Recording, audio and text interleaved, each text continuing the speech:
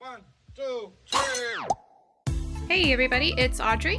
With October coming to a close, it's time for me to start writing up my monthly log for November. November is a really exciting month for me because speech and debate kicks off and I am hugely involved in that community. And I'm also going to be turning 21 in November, so I guess I'm officially a real adult. I'm going to be creating a calendar like I have for September and October.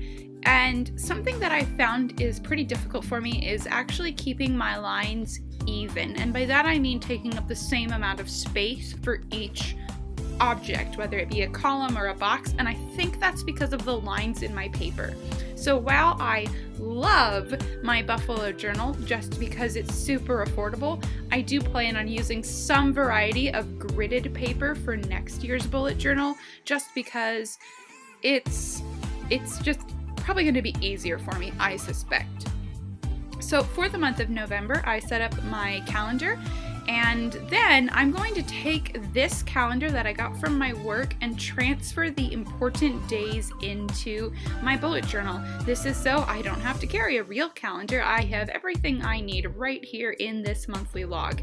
So I have sections for holidays, birthdays, deadlines, events, tasks, and goals. I've seen some people keep track of things like movie premieres and new TV shows, so really you can keep track of whatever you want in your monthly log.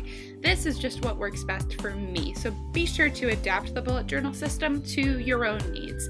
I like to leave a lot of space for myself to write because things come up as the month goes on, and that's what that big piece of paper is for. It's for me to take notes as the month progresses.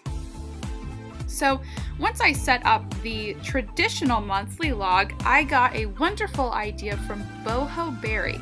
She's one of my favorite bullet journalists, and I'm going to link you to the video where she talks about her new Filofax journal. But the idea that I got from her was a project page, which will come directly after my monthly log.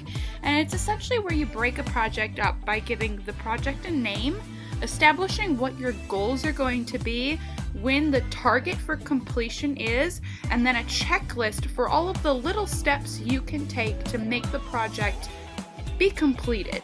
And I think that's a really awesome idea. So I am going to make one. And in the month of November, I don't have a ton of projects, so I think it's a really accessible idea for me to test it out this month. The project I'm planning is low-key a secret. You're probably going to be able to read what it is though, so let's keep it just between us. Some exciting things are coming up in the month of December, and I'm doing the prep work in the month of November. And this is just to show you how I broke it down. So here's a flip through of what I did to plan for November. I set up my monthly log, and this section will be for notes and extra information that may come up as the month progresses, or I'll just keep track of things like a hit count on my website. Then I have some sections for important information.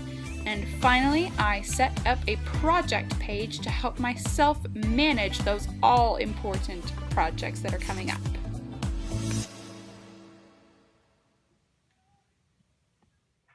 If you guys like this video and want more information, you can find me on my website, follow me on social media, or like my page on Facebook.